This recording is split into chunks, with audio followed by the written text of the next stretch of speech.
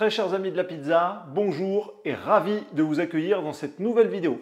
Une nouvelle vidéo comme vous le voyez dans un nouveau décor. Ça y est, le déménagement est fait et je vais pouvoir reprendre les vidéos à un rythme beaucoup plus régulier. Aujourd'hui, qu'est-ce qu'on va faire? Qu'est-ce qu'on va tester? Eh bien, on va tester une solution quasiment toute faite pour réaliser une pâte à pizza. Alors, vous le savez, dernièrement, si vous regardez les vidéos de la chaîne, j'ai testé des pâtes à pizza surgelées, des pâtes à pizza sans gluten, des choses toutes faites. Et en général, c'était pas terrible. Il s'avère que Oni m'a contacté et ils m'ont dit « Est-ce que ça t'intéresserait de tester notre mix pour faire de la pâte à pizza napolitaine et notre mix pour faire de la pâte à pizza new-yorkaise ?» Bien évidemment, j'ai accepté le challenge et ils m'ont donc envoyé ces deux boîtes qui contiennent tout le nécessaire pour réaliser ces pâtes à pizza. On va commencer par regarder le mix pour pâte à pizza napolitaine et on s'aperçoit qu'on peut faire 4 pizzas de 30 cm en ajoutant juste de l'eau. Ce qui va nous intéresser, c'est les ingrédients. Et on est sur quelque chose de très classique et qui correspond vraiment à une pâte à pizza napolitaine puisqu'on a de la farine de blé, du sel, de la levure et des émulsifiants, parce que c'est un produit industriel mais rien de très méchant. Donc on a vraiment les choses les plus basiques pour faire la pâte à pizza napolitaine. Et on a aussi un sachet qui contient de la semoule de blé dur. Donc ça c'est super pour faire que la pizza ne colle pas sur la pelle et nous facilite grandement le travail. Deux manières de faire la pizza, une manière rapide en 3 heures et une manière plus longue qu'on va faire ici où en gros on met la pizza au réfrigérateur pendant toute la nuit. Quel est l'avantage de faire cette méthode-là? Eh bien c'est qu'on va avoir une pizza qui va être plus goûteuse, plus digeste et donc on favorisera toujours les méthodes longues. Donc sur la pâte à pizza napolitaine, sur ce mix-là, on est vraiment sur des bons ingrédients, sur quelque chose de tout à fait conforme à la pâte à pizza napolitaine classique. Passons maintenant à notre mix pour pâte à pizza new-yorkaise, toujours pareil pour réaliser 4 pizzas, sauf que cette fois on va rajouter de l'eau et de l'huile, peut-être parce que c'est américain et les Américains aiment bien rajouter de la matière grasse. Si on regarde la composition, on a de la farine de blé, du sucre qu'on n'avait pas avant, du sel, de la levure déshydratée et les émulsifiants. Donc on a assez peu d'ingrédients, ce qui est très rassurant. Et on a toujours notre petit sachet de semoule de blé dur pour faire glisser la pizza. Ici aussi, deux manières de réaliser la pizza. Une manière rapide, une manière longue. Nous, on va faire la manière longue. Comme ça, on va avoir le maximum de goût et la pizza la plus digeste possible. Il y a quelque chose aussi qui distingue ces deux mix, et après on en aura terminé, c'est que ici, Oni nous conseille de mettre 440 ml d'eau, alors que ici, Oni nous conseille de mettre 410 ml d'eau. Donc en fait, là ici, avec la pâte à pizza new-yorkaise, on va être sur une hydratation d'un petit peu plus de 60%, et là, on va être sur une hydratation de 65%. Allez, c'est parti, on va réaliser nos pizzas. On ouvre notre sachet et on découvre à l'intérieur notre mix avec la farine et la semoule de blé dur fine comme convenu. Donc, première étape, on va prendre notre mix, on verse tout ça dans le bol. Ensuite, on va ajouter l'eau et on va commencer à pétrir gentiment. Donc, ils nous disent dans les instructions de mettre toute l'eau, donc c'est ce qu'on va faire. Et ils nous disent aussi de rajouter 2 cuillères à soupe d'huile, c'est ce qu'on va faire. Et c'est parti, on va mélanger tout ça et après on va pétrir.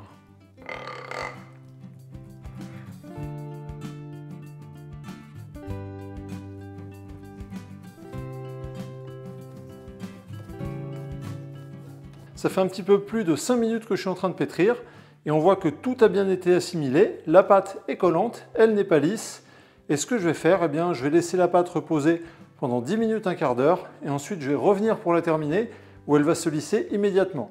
Ça se comporte exactement comme une vraie pâte à pizza qu'on aurait fait soi-même, et c'est très rassurant. Allez, au repos, et on revient dans 10 minutes, un quart d'heure. 10 minutes later.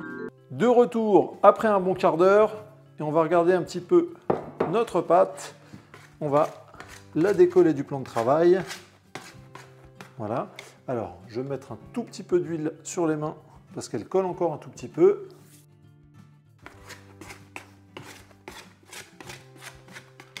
Et là, elle devrait se lisser toute seule. Donc, une fois, 2 fois et 3 fois. Et on est vraiment bien. Super. Donc là, la pâte est bien lisse. Je forme une boule. Et voilà. j'ai déjà les petites bulles de fermentation. Et ce que je vais faire, je vais suivre les préconisations de Honey qui sont hyper classiques. Je vais prendre un petit bol, un petit peu d'huile d'olive à l'intérieur pour que ça ne colle pas. Pardon. Je prends et je mets ma boule de pâte à l'intérieur. On va recouvrir avec un film de manière hermétique.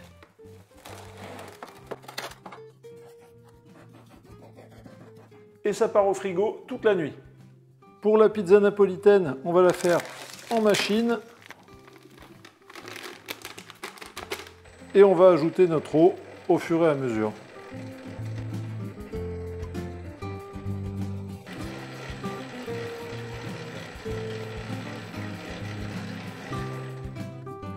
Toute l'eau était absorbée, on voit que la pâte s'enroule autour de la barre. Et effectivement, on a un beau réseau de gluten qui commence à se créer. Donc notre pâte est prête, on va en faire une boule.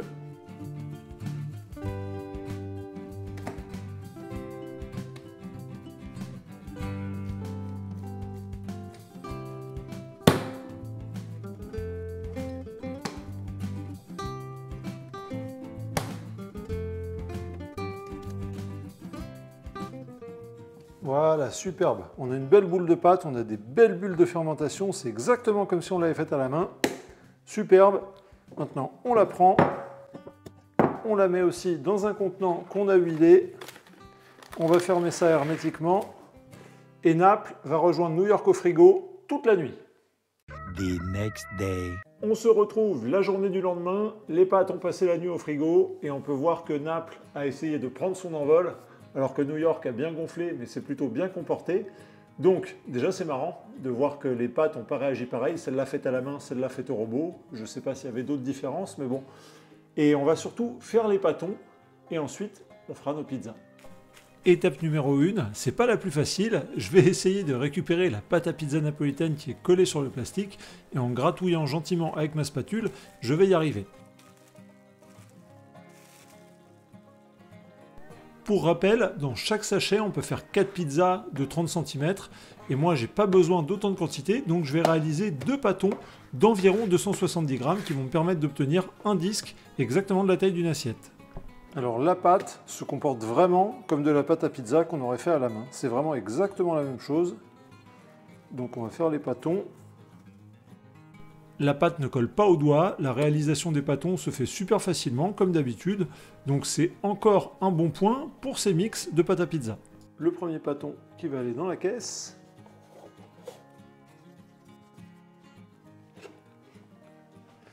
Voilà, donc les 2 pâtons pour la pâte à pizza napolitaine seront en haut, et pour New York, ce sera en bas.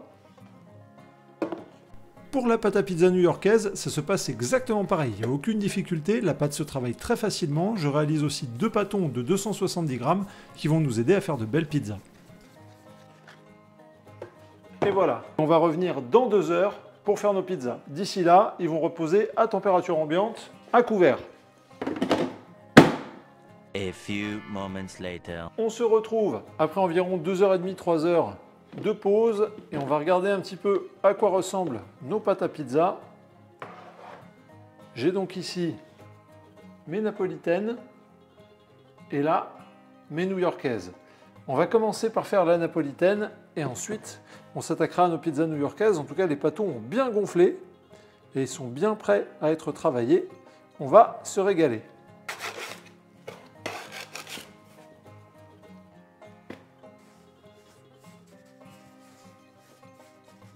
Ok, la belle napolitaine. Alors, je ne l'ai pas très bien décroché, mais je vais essayer de faire le maximum pour que ce soit joli et que ça fonctionne bien. Allez, c'est parti.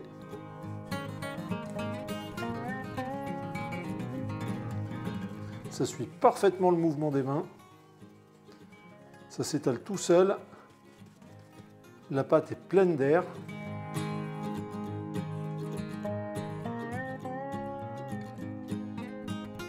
Voilà, et la pâte vraiment est super souple.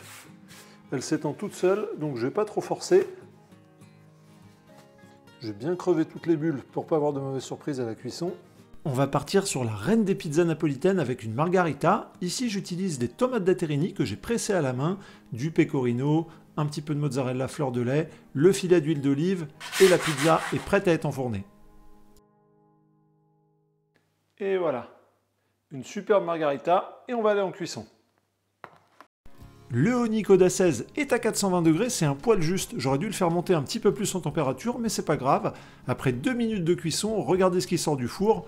Une superbe napolitaine vraiment bien gonflée. Et maintenant, on va passer à la pizza new-yorkaise. Pizza new-yorkaise. On veut pas que les bords soient gonflés, donc je vais commencer par écraser les bords. Et ensuite, on va les tendre à la main.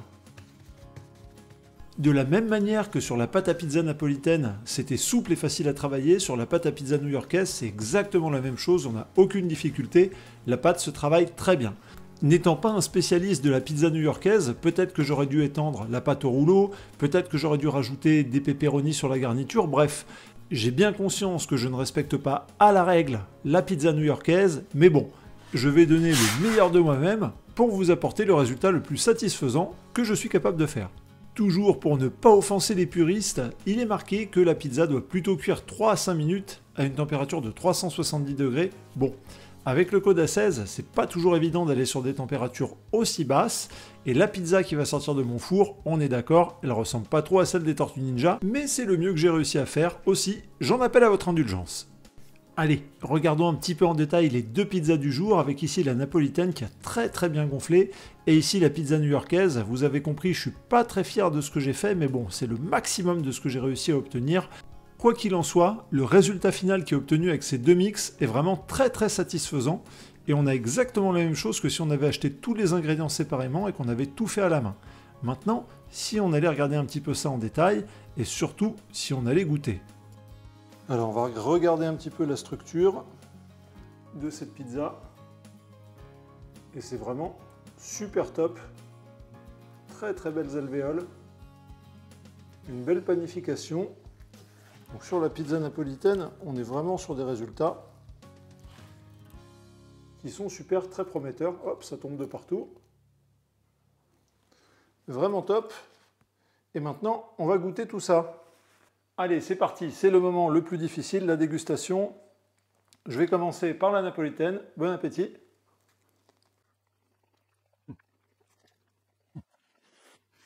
Écoutez, c'est vraiment parfait. C'est fondant, c'est souple.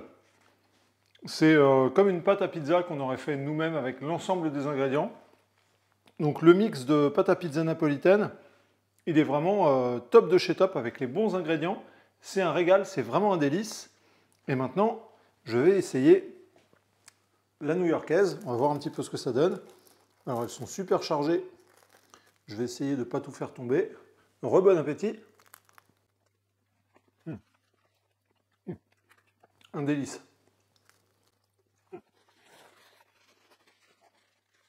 C'est super bon. C'est super bon.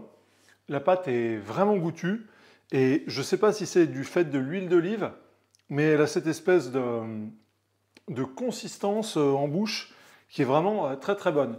Donc honnêtement, je suis super satisfait et c'est un produit que je ne peux que approuver, que ce soit pour la napolitaine ou pour la pizza new-yorkaise.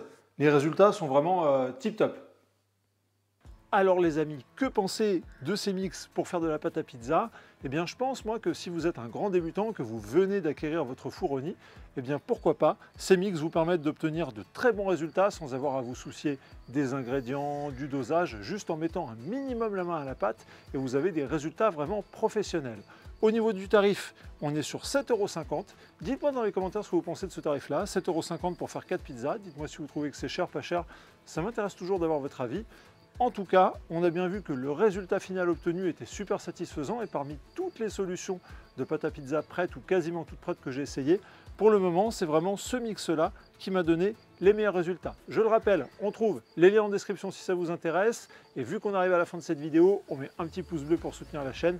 on s'abonne si ce n'est pas déjà fait.